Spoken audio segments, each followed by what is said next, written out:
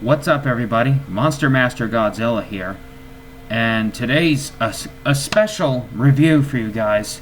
And as you see, I'm dressed in my Spider-Man suit, because today's review, I'm going to be reviewing Madam Web. Now, I just saw it in the theaters, so if you haven't seen the movie, get off this video, because this contains major spoilers, okay? Now, let's get on with the review. Now, After we introduce Venom having a solo movie, and along with Morbius, the living vampire, getting a solo flick, we now introduce Madam Web for Sony. And in case you don't know, Madam Web was an ally to Spider-Man, who can see things into the future. And she actually helps along with Spider-Man a lot through his adventures and stuff. She even has some connections with the Spider-Verse too. Her real name is Cassandra Webb, and in my first introduction to the character was the '90s cartoon, which was my favorite version of Spider-Man, other than Tobey Maguire. Now, this movie, other than being Marvel licensed and a spin-off of the Spider-Man franchise, this one's a standalone movie in its own universe, still produced by Sony, so no connections to Venom or Amazing Spider-Man or even Morbius. So this one's set in 2003. And you'll see stuff like a blockbuster existed. So the story is that Cassandra's mother was exploring through the Peru for certain spiders, a certain spider that can heal major wounds, and it forms the ability to crawl on walls like a spider, and they're called the Los Arachnidos. And the main villain of the movie was Ezekiel Sims. He needed it for his own selfish ways. He ended up killing Cassandra's mother. So yeah, the real name of Madam Web is Cassandra Webb, and Webb was spelt with 2 B's.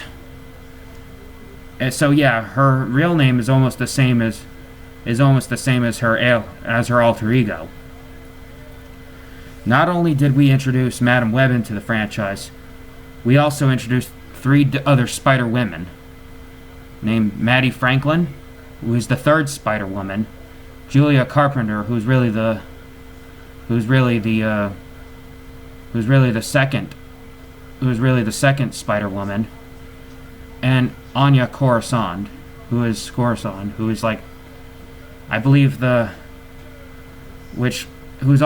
becomes Spider Girl. Now, that's one thing that's a bit of a cop-out to me. They introduced the 2 Spider Women, the second and 3rd Spider Woman, and they left out Jessica Drew, who is the 1st Spider Woman. And the problem is that the main villain is Ezekiel Sims, and when you see him, he's dressed like he's an evil version of Spider-Man. And Ben Parker has a role in the film. It was before he was become Uncle Ben, and Mary Parker is still alive. Richard Parker is out there on a business trip, and Aunt May was nowhere to be present. And so yeah, Peter Parker wasn't born yet. So this is set before Peter Parker was born and before he became Spider-Man. And so as they found out, growing up, Cassandra realized that she can see things into the future and try to prevent something from happening and stuff. And so she also, and also there's Ezekiel can see things into that will happen in the future. But if he grasps you in his hands, he can put poison in your body and kill you. So once you see him dressing up looking like he's an evil Spider-Man, he pretty much like predated Peter's time being Spider-Man, except he doesn't shoot webs like Spider-Man. He does crawl on walls and can jump from car to car and crawl on walls, but he doesn't shoot webs like Spider-Man. And he's wearing all black and red, which also predated Miles, along with Scarlet Spider. So yeah, Ben Parker is involved. This is before he was killed, before he became Uncle Ben. And that's why Mary Parker is still alive and was pregnant with Peter Parker. So then, eventually Peter was born, later on in the film. So, in the final battle, Ezekiel, Cassandra, and the girls took on Ezekiel Sims in the final battle, and they won. Also, Cassandra lost her ability to see, and she eventually wears some kind of goggles that covers her eyes, which is pretty much what mind, but can still see things in through the future. And that's when they introduced the phrase, "With great power comes great responsibility." And that's how Uncle Ben ends up learning that phrase too, and passed that phrase to Peter Parker. So yeah, that's how Peter Parker learns with great power comes great responsibility as he becomes Spider-Man. And that's why it became a famous iconic line for Spider-Man of all time. It works well for all kinds of superheroes too. So,